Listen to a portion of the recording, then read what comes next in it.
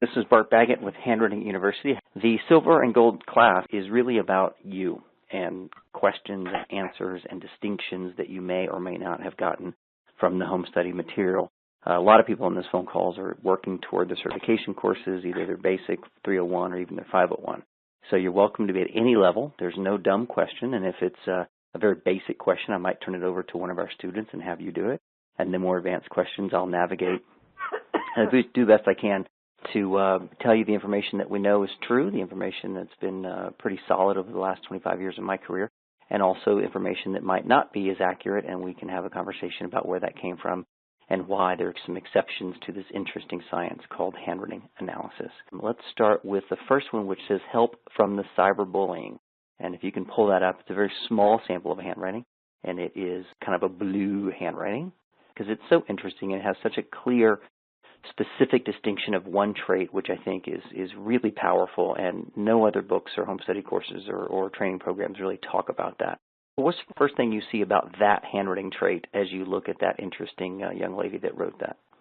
Well, her eyes are dotted a little uniquely, but she's got some, like she's retracing a lot of her words too. Does that have a meaning that you know of, or just a speculation? Well, she's having some intense feelings, I would say, about what's going on in her life. But the eye dots are maybe, it could be either irritation or she wants to stand out as being unique. Maybe. I think there's a couple of traits that are just so unique that I like the overwriting. I think that's useful. We don't necessarily have a clear meaning for that. It's a little subjective. Obviously, people write people over, they're trying to get perfect or they have a fear of making mistakes. I think those are relatively speculative. What I like to do is start with the primary traits, you know, the 99 primary traits you get in level 101 and 201. Identify whatever those are. And then the secondary, you'd start stacking them together or saying, okay, we've got all these traits and we have overwriting. Like the eye dot's unique because it's heavy and it's kind of dashed and, you know, she's probably a little bit annoyed. But look at her letter O in wood, W-O-U-L-D. Look at the A in handling. And is there something unique about that that's not in everybody's writing? It could be the stinger. Yeah, if you double-click on the graphic, it pops up into a bigger version, but it's still not huge. Yeah. Some of them are much bigger, but some of them are real size. Yeah. Who said stinger on the phone? I heard somebody say stinger. It is a stinger. And what does that mean? So stinger is what we talk about. How would you say you are this? What does that mean in her life? She's challenged by members of the opposite sex, and it could be something from her past with her dad. Good. Nicely done. Do you think she's got relationship issues? Yeah, I would say. Yeah, most people with stingers have some tumultuous relationships. Yeah. If they're dating somebody with a stinger, they're always fighting. If they don't date someone with a stinger, they're bored and looking for challenges elsewhere. But normally it's a pretty good red flag that they're going to have some relationship challenges. Do you guys agree? Yes. Yeah. So I'd start off with that. And that's really the most important thing I want to show you about this. And it's weird because even in the R, in F-R-O-M, we see a stinger shape that's not supposed to be there. In the G, we see a stinger shape. That's just not normal. I mean, sometimes we see them in A's and C's, but my God, this woman has got a lot of anger. And we don't see resentment, but we see stingers. So it's going to be an ongoing issue with her. Yeah. Let's move on to number 2. This is Lisa. So first of all, this is obviously a young person. Is there any different distinctions you need to be aware of when analyzing a teenager or, you know, a 7-year-old versus a 27-year-old? Well, you know that they will be immature. Yeah, I mean, you know that, and you don't expect the fluidity of thinking, right? So by knowing their age, you're not going to go, oh, this person's uneducated. This person's, have the mentality of a 5th grader. Well, it is a 5th grader. So for me, I look at children's handwriting, and I'm just incredibly much more diplomatic, especially with the parents or the kid listening, because I don't want to say anything that would program them to have a low self-image or program to have problems. So even with a low T-bar, I would never use the word low self-esteem. I would say things like, sometimes you lack confidence, but it's good because you're totally worth it, but you can do better, and sometimes you doubt yourself. And I always rephrase it really, really positive, especially in classes and seminars, because kids are very impressionable, and I don't want to say something because I have such authority when I'm in a seminar that any word I say that was perceived as negative could stick as being true versus having the possibility of transforming. Yeah, that's so right. I wouldn't say that I am lie or I don't tell the whole truth, but I frame things in such a delicate way with kids that I probably wouldn't with adults.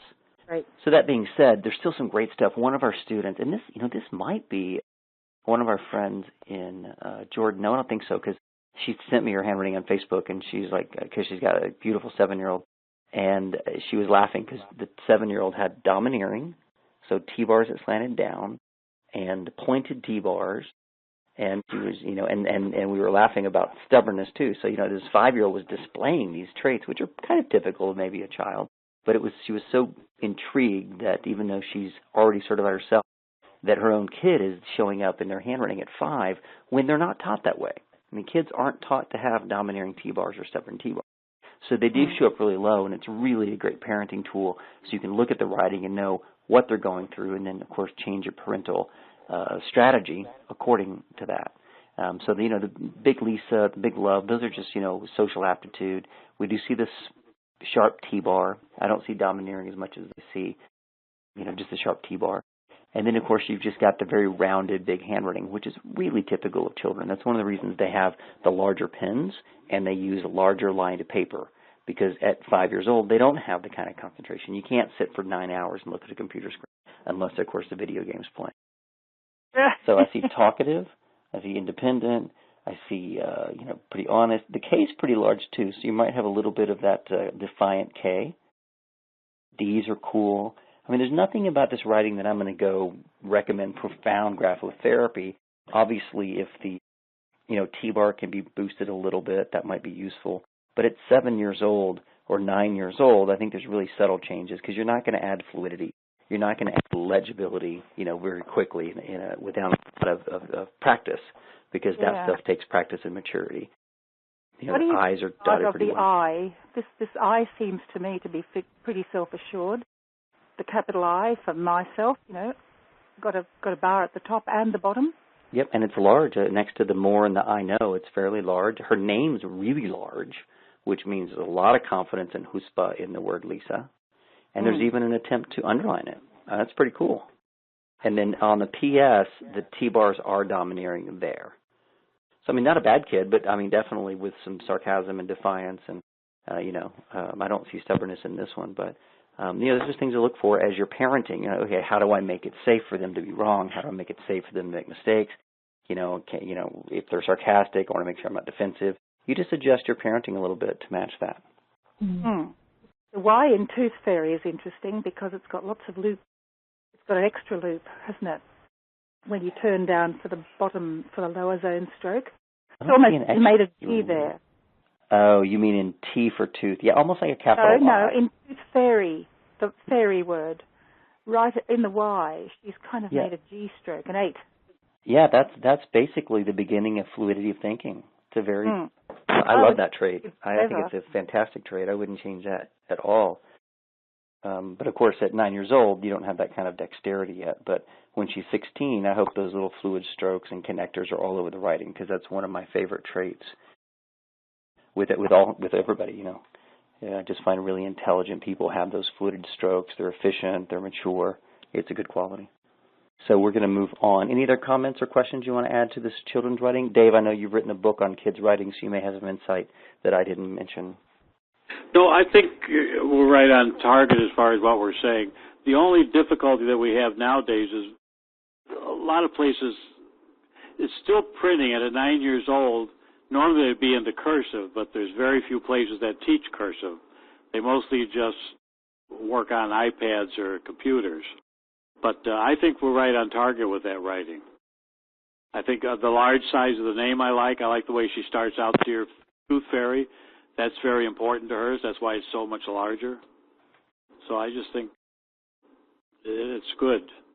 Yeah, and things like the tooth with the I, the tooth, I just count that as like not remembering how to make that capital letter. Yes. In some school districts, they make printed I's. I've always made a printed T, and I think that there's a fancy version of a T taught in some schools that I've never adopted. Do you remember that? You saw that real fancy T, and I went, that's stupid. It used to be, yes, like a J almost, but that was taught in quite a few alphabets. Yeah, and so maybe I'm the kind of guy who just, at 10 years old thought, I'm not going to do it that way. That feels funny. And we make those unconscious adaptions even when we're really young. So, okay, we'll move on. Thank you, and I appreciate her uploading that sample. The next we're going to go to is Shelly. Now, Shelly, is this your writing or somebody that you know? No, I wouldn't put my writing. Yeah. It's somebody I know. It's somebody you know. And, yeah, I don't know her well. My question is about the G. It looks like the teenage Y to me, but it's coming back towards the right. So I wasn't sure how to word interpret that. Yeah. Question, there's another single word called Shelly in this page. Are both of those the same writer, or are they different Yes, writers? and the reason I put Shelly there is because I didn't want to use her name, but that's the way she makes her S's.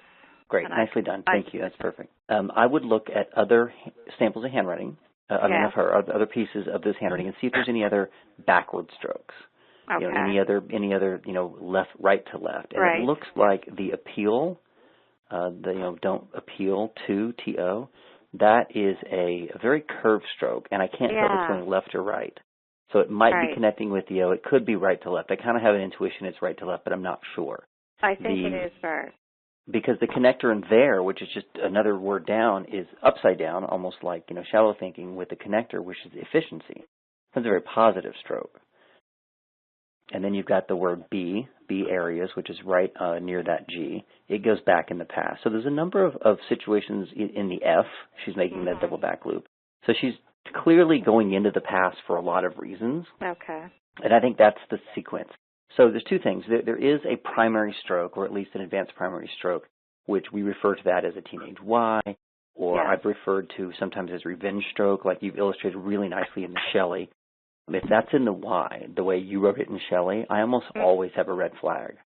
That's I traced that because I wrote so that's to me that is her living in the past and not coming to terms with it.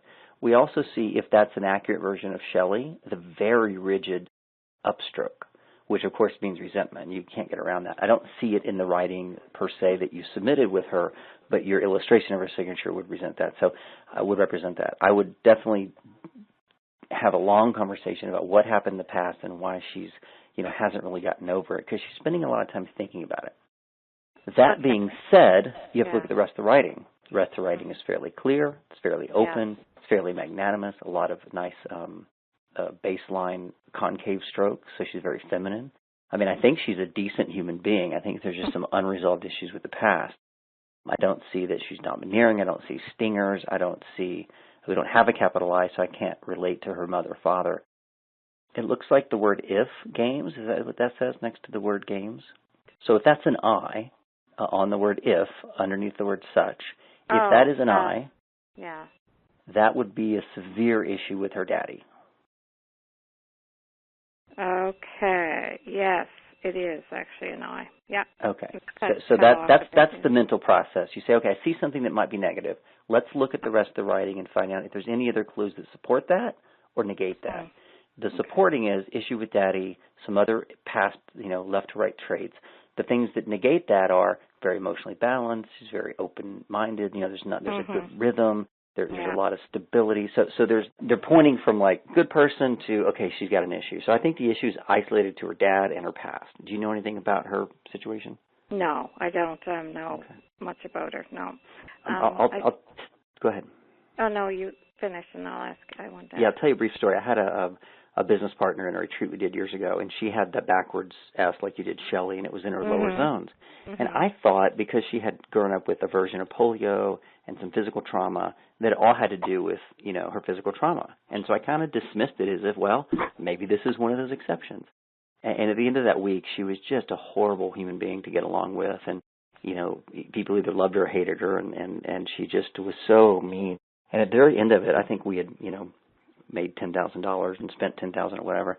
So I said, okay, here's the bill. It was fun. Thanks for working. Thanks for doing that thing. You owe me $1,500. And she's like, no, you are mean. I'm never paying you.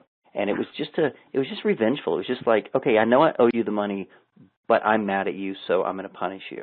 And that's just one example of how once they switch that mental click of you're their enemy, it just was ugly. And she, by the way, her business failed, and she had to move this. I mean, you can't treat people that way.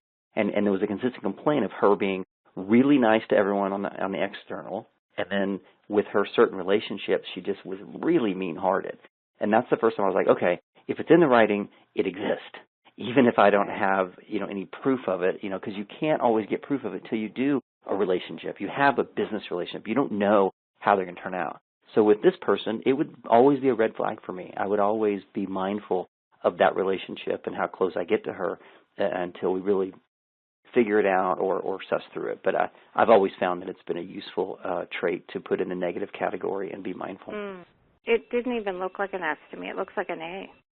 Like, I don't know what you think of it. Like the capital S? Yeah. Shelly? Yeah. But there's so many symbolic signatures. I don't really concern myself with what it's supposed to look like as much as if the stroke is a stroke, the stroke is stubborn, the stroke is that way, it has a meaning. I have one more question about it, Bart, and then I'm going to. In the word hammock, those M's look like they're not even, like, formed. They just look like N's to me. What does that mean? You say hammock at the very bottom one? Yeah, that's the word hammock, yeah. Well, first of all, they're fairly well formed elsewhere. You've got M's and you've got all those other ones. So in that particular letter, it would be a lack of investigation, meaning kind of a shallow of thought. Shallow. That's what I was kind of thinking of. It's really not in the rest of the writing. So, you have to look and go, okay, that's 1 out of 10 times, but I wouldn't put a lot of weight on it. And it looks like it's sort of like a printed M. And I don't see another printing in her writing, but some people vacillate from printing not. She also does badminton, and the M looks like a capital M. Yeah.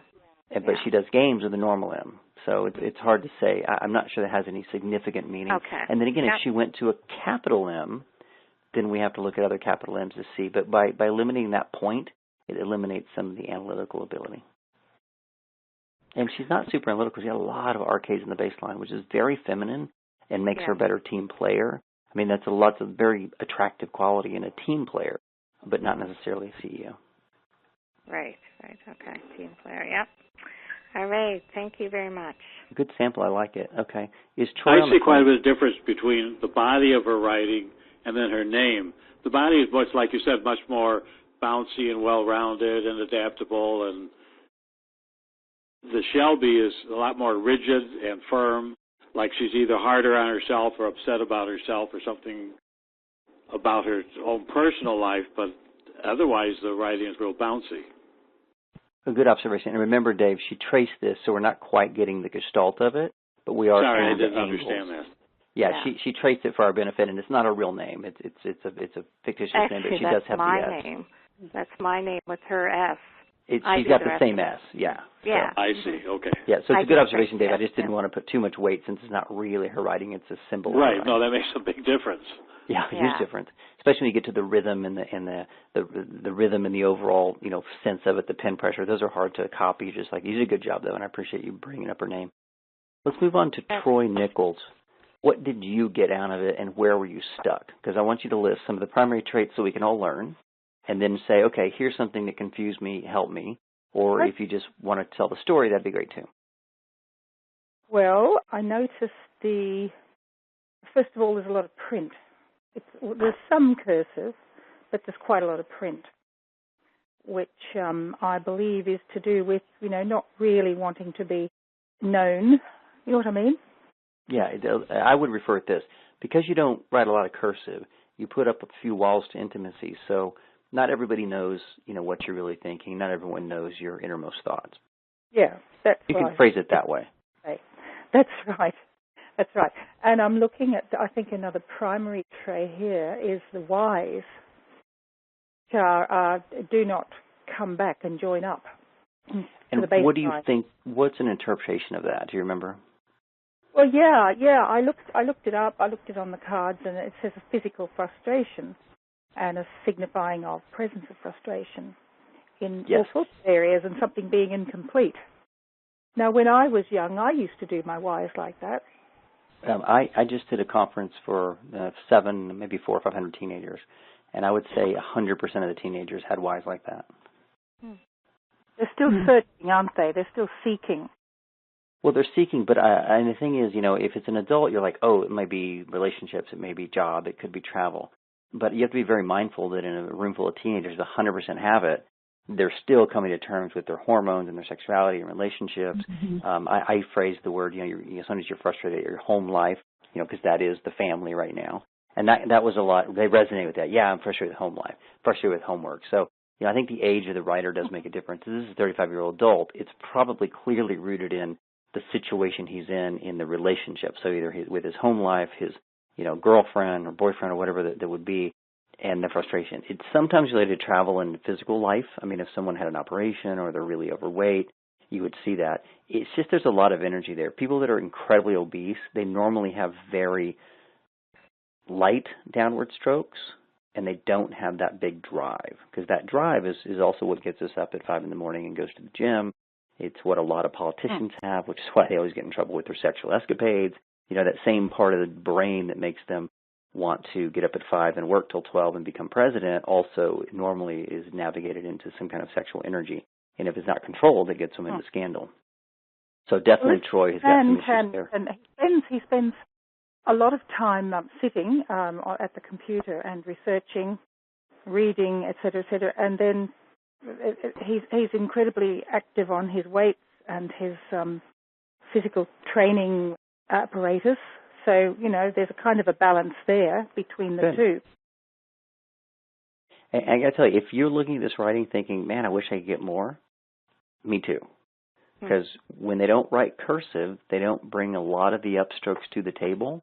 So we have to really dig. For example, the THE, the slow, lazy dog, you see fluidity. You see him skipping the hump in the H. You see... So you're losing the hump in the H. So you see an efficiency. You see a little fast mind. And he does have variety of M stroke, but the efficiency is there. You also see it in different, that kind of curved F. You see the word cheese where he connects the H and the E. These are all fairly good indicators of an efficient, quick mind.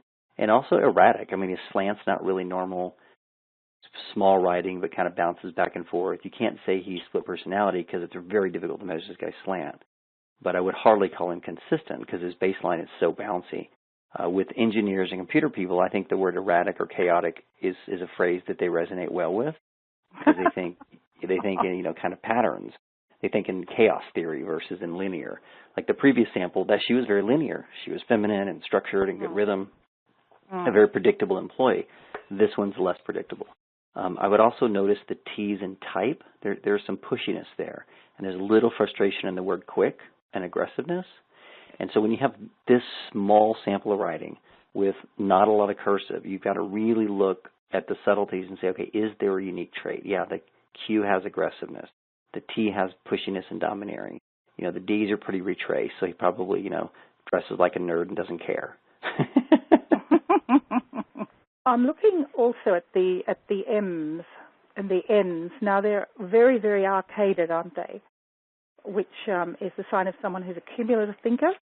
No, I would disagree. I don't think they're arcade. I think they are rounded with slight points in it. The word ocean is arcaded. I'll give you that one. But the word smell and calming and jumped, they're kind of in between analytical and they're definitely not comprehensive. But I would say that he had some good analytical ability because there's angles at the lower middle of the M. The tops are definitely more rounded than not, but they're not fluffy by any means. So I'm not getting like a strong, it doesn't fall into any single category. It's just sort of like, I think he's smart, but obviously, he's not lightning quick because he doesn't have points on the top. But I wouldn't really go into the word cumulative except for that one on ocean. That seems to be quite cumulative. The rest of the in between. And what about the O's? Would you say they're pretty closed up and blunt? It shows he's very blunt. I wouldn't say they're closed up because I can see through them, like a bullet hole. So there's an open-minded there. They might be more narrow than round, which could be reticent, but again, they're not squeezed. Reticent's almost like you could barely see light coming through it, but there are no exit loops, and the exit loops really, by definition, make that a blunt O. So tell it like it is. He's going to tell you his opinion. He didn't care what you think anyway. He's, kind of sarcastic. So I think you're going to get a level of bluntness. Whatever, would come out normally, with the exception of the printing, which means he's going to have some self-control over his level of expressiveness. And what about the P? Would you say that that loop in the P, in the lowercase p, shows a need for physical activity? A J because of the entry loop, which is very odd. That's probably desire to acquire. Again, yes, it would be basically a cursive J. And then you're saying the P or the J? The P. The P. Yeah, it's a small loop. And I got to tell you, of all the traits that are considered primary traits, I haven't seen any research or any major aha moments from that P. And so I think the Y is a much better indicator of the physical and the G's than the P. I don't disagree with the fact that the P could relate to physical frustration, and it is in the primary dictionary, but I have not leaned on it as a very important trait. I normally go right to the lower G's and Y's and get the data I need. Would you say the slant is mainly upright to left? No, because the only places we can measure the slant is the upstrokes in the E, in the, and in the E's in cheese, and in the maybe the H in nickels. Everything else on that page is a downstroke or a single letter. Because remember, the way you measure upstrokes, you have 2 points in the baseline and an upstroke that comes down. So he's basically eliminated our ability to measure the slant. And so I would probably go with, CD writer, and you can measure the slants of the M's, but that's also difficult because the middle M doesn't come to the baseline. And that's a tricky thing. And if you guys remember, you've got a book called the Handwriting 101 book. It's a very detailed section on slant with a very good video tutorial on the online version, as well as the book has like certain sequences. So if you haven't gone through that lately, revisit that because it takes you through which one of these letters can you do slant, which can you not, and you circle the answer. So it's a very good book. And that 101 book is the same book that we license to authorized trainers because it's such a great fundamental piece, because if you miss the slant piece, your students will be getting the slant wrong for the rest of their life. And even we have live seminars, I would say 25% of the room has a slight error in their process for doing slant. And that's why we beefed up that chapter, both in Walker's book, the revised version, and the 101. Bart, what you said is interesting because that one line says, the smell of the ocean is very calming. Exactly what you said.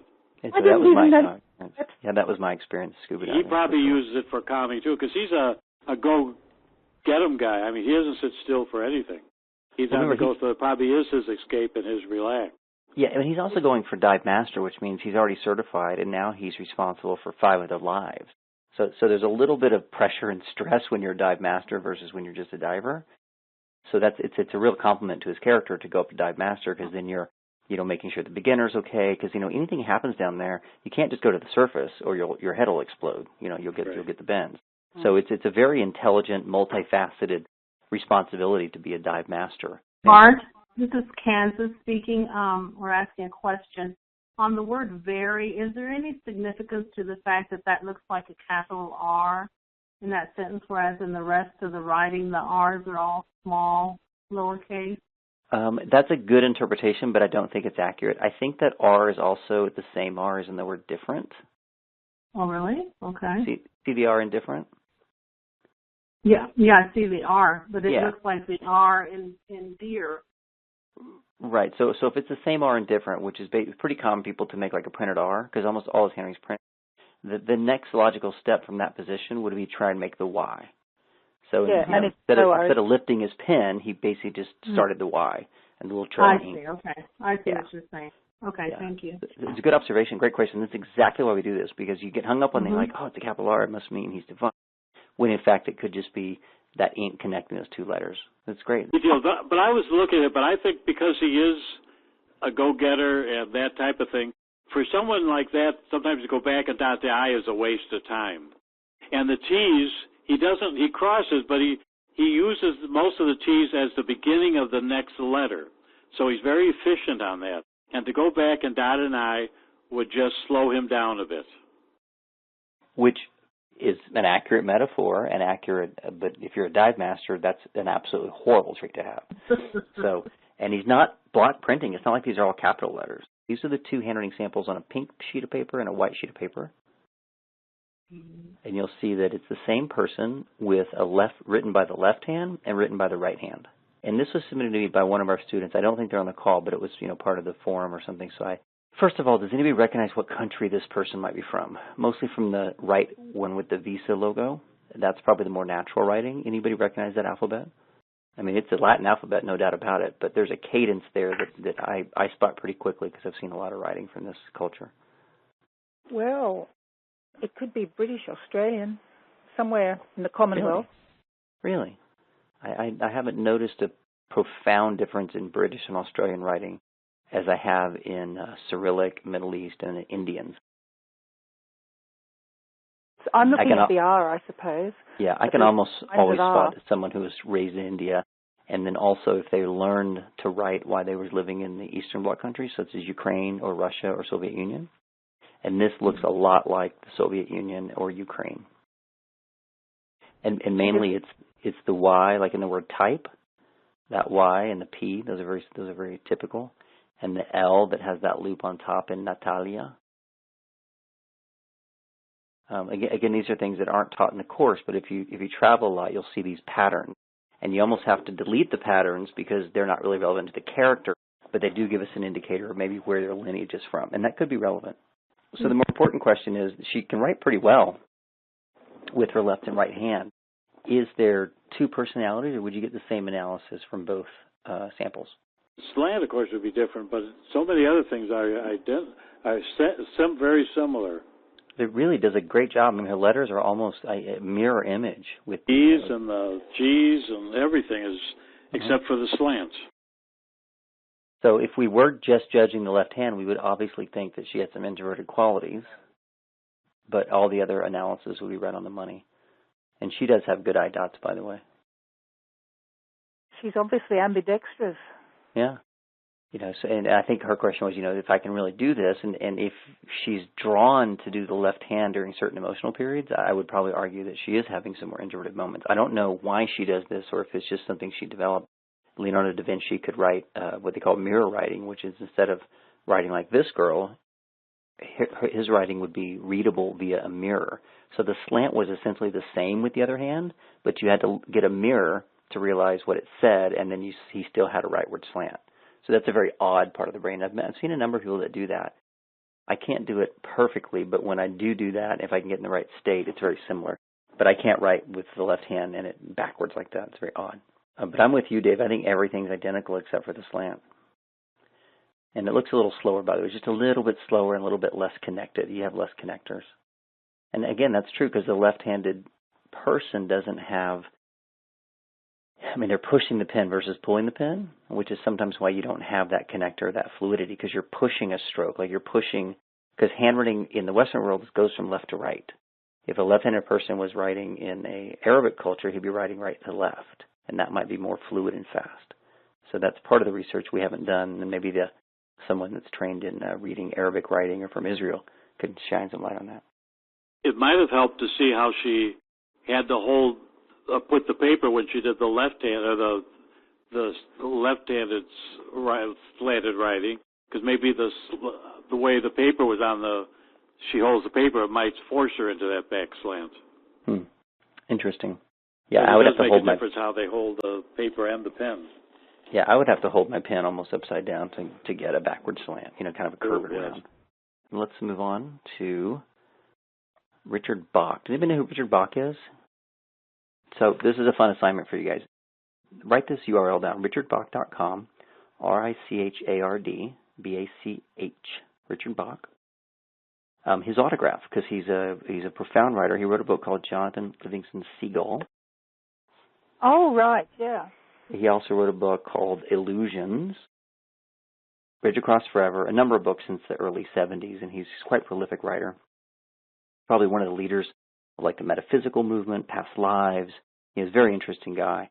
And he just basically said, here's my writing. I've always been fascinated by authors' signatures, and I think you can tell a lot from people's handwriting, but I'm not even sure if he knows there's a whole science behind it. So I encourage all of you to go to his website and give him analysis in your own words.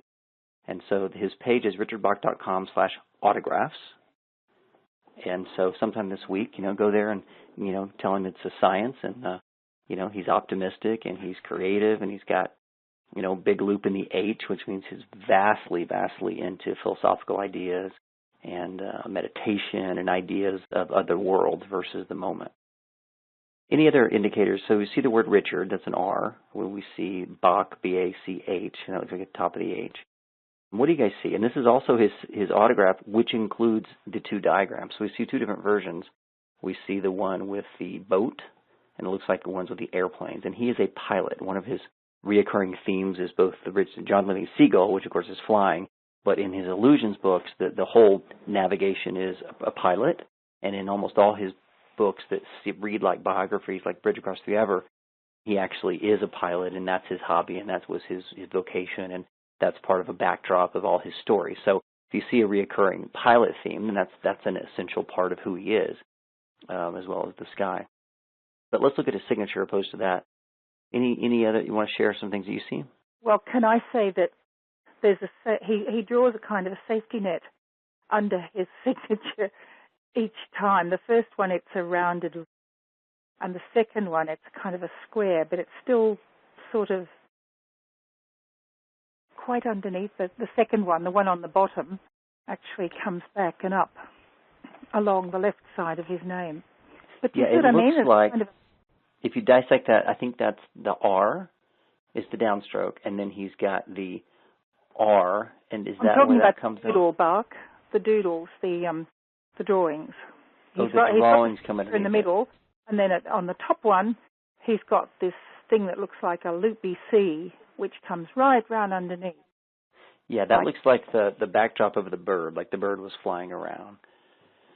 So I would, because I've not done a lot on graphics and interpretation, so I'd probably separate my analysis to the signature and then to the art separately. Okay. But I like the observation. I can't say that there's anything wrong with it at all, because we're getting into graphics and you're getting into subjective material. Obviously, the backstory of his pilot would explain some of the airplanes and some of the birds. Obviously, they just released a new version of Jonathan Livingston's Seagull this week, so I think that's probably part of the motivation for making these public. I think they had a fourth chapter they'd never released. I think the second one's a little more clear, the one with the sunshine in the upper right and the seagull. That one we see the R with a little more clarity. You know, the big R kind of crosses out the name. We see the Richard. It looks like the D has a pretty big loop. Would you guys concur that's a big loop, medium loop, no loop in the D in Richard? If you're going to write this on his public blog, knowing that he's a celebrity, let's phrase it in a way that makes him feel good about himself.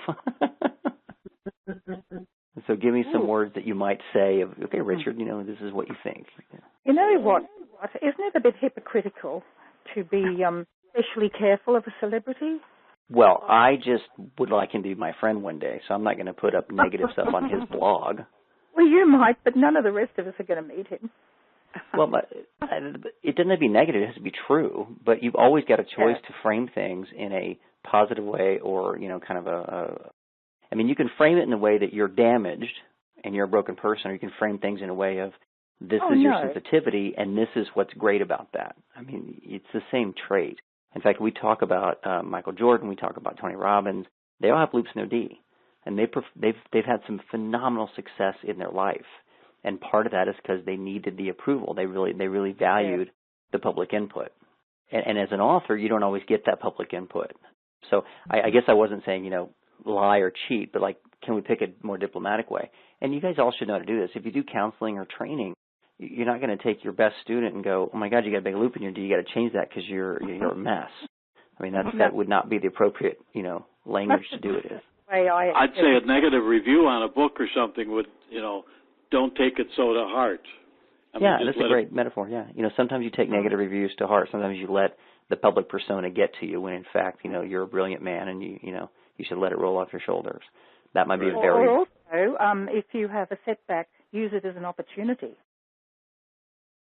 Good. You know, if you're sensitive to a criticism of some sort, look at that criticism and use it. I agree. Optimism, look at the optimism. It always slants up. I mean, that's a really positive trait. Everyone likes that trait. The downstrokes seem to be very, very heavy. So you've got determination, right? You've got very fast executed R&B, so he's got a very fast mind. And I think the letter H is probably the most telling. I've rarely met people with H's that large. I've seen the Dalai Lama's handwriting. I've met Deepak Chopra, and he's got H's that way. Well, what do those two guys have in common, the Dalai Lama and Deepak Chopra? Spirituality, searching into other worlds, meditation. a constant questioning of why are we here and what's the universe about and how can we change the world. And instead of focusing on material items, their head is in the clouds where they're focusing on ethereal or ideas. And so I would say that, and that would make sense. Richard Bach has written books for a living for 30 years. He's an idea guy. And he spent a lot of that time thinking about metaphysical ideas and past lives and how past lives can intertwine with current lives and love. Those have been the themes of most of his books. So, to me, that's a very endearing trait in the H. In the D, I think it's definitely a sensitivity that probably causes him as much pain as it does love, because when he's loved, he's probably happier than the rest of us. And when he's criticized, he probably hurts more than the rest of us. Yeah, he must have 1,000 ideas a day for books and things, because that all the loops in there are just full of imagination. And don't forget ego. He's got a very healthy ego, Mm-hmm. I can't tell his esteem, but he's got big R and big B, and he's got big signatures, really bold, artistic creativity, obviously the cartoons or the artwork. Someone was saying something, and I think we cut you off. What was your question or comment? Well, I had a question.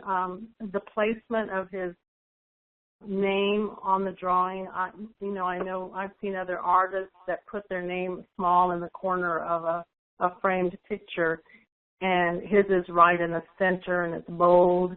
Would that indicate that he owns it, he's proud of it, and yes, like you said, good self-esteem, he feels good about himself and what he does.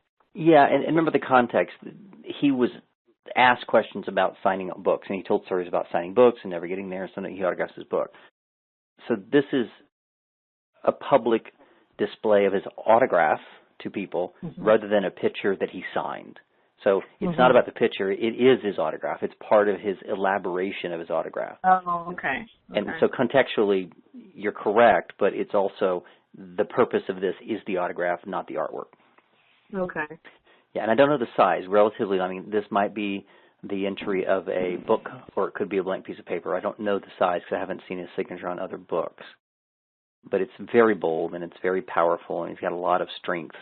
And by the way, he's one of the most successful writers of the 20th century. He's been on the bestseller list for 30 years now. Quite profound writer. Bart? Yes, ma'am. I have a question about it because I'm finding it really difficult to read his signature. Unless you told me what his name was, I wouldn't be able to. So he's hiding somewhere in his life. He's not showing his true self, and that could be because of his nature of his work. No, it's because he's kind of an introvert. Because I'm a fan of his work for 20 years, I'm now reading his blog. He essentially lives in a cabin. He was kind of depressed after his last divorce. A lot of his books are about this wonderful woman. And he thought, well, love is possible, and then they got divorced, and you're like, love isn't possible. So I think those are fair observations. I think he's much more hidden and obscure than other people might be. So it's a very astute observation. Very nicely done. Children often do sons, don't they? Yep. It's a very optimistic, sort of playful way to write your name. I've never seen a signature that writes, that's going to draw pictures. But remember, he's not signing thousands of books. He's signing a few books every once in a while.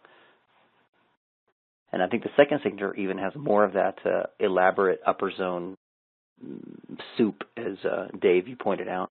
A lot of upper zone stuff. But no, it's not legible, but the R and the B is legible, and then those two letters that we picked out are very loopy. So, yeah, he's an idea guy for sure. And with that comes a sensitivity, which probably makes him more introverted when he gets criticized or books don't work or gets negative reviews or any ugly letter from a fan, et cetera.